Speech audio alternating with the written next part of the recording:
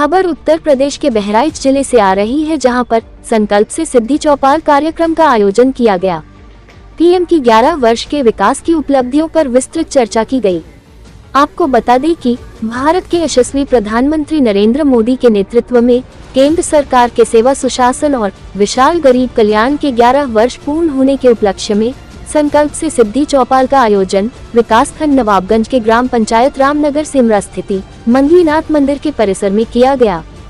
कार्यक्रम में मुख्य अतिथि के रूप में बहराइच के सांसद डॉक्टर आनंद कुमार गौड़ उपस्थिति रहे।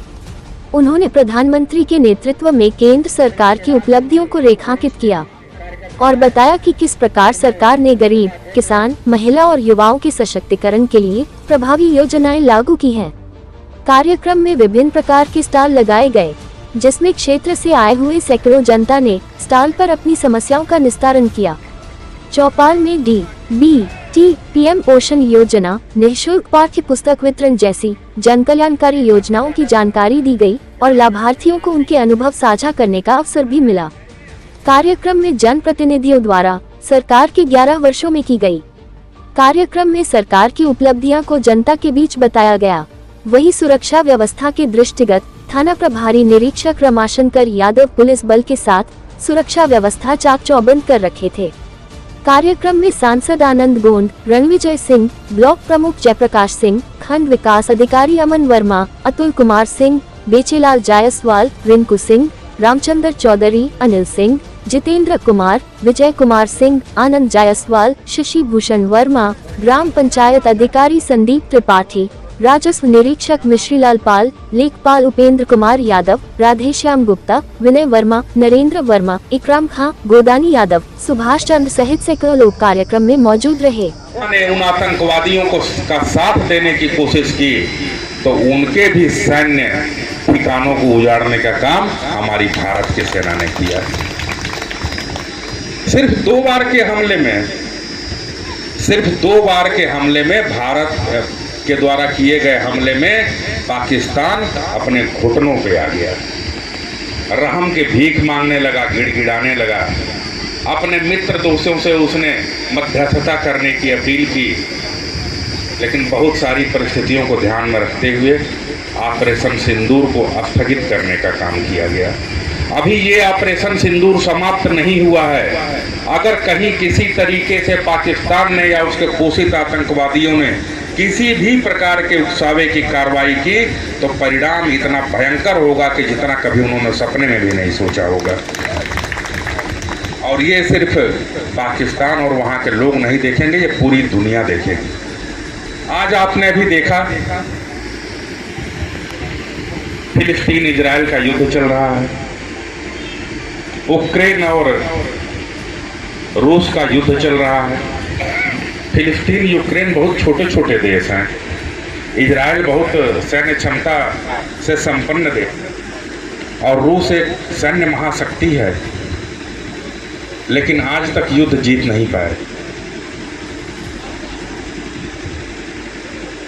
जब भी युद्ध होता है तो नुकसान दोनों तरफ होता है, दोनों पक्षों का होता है।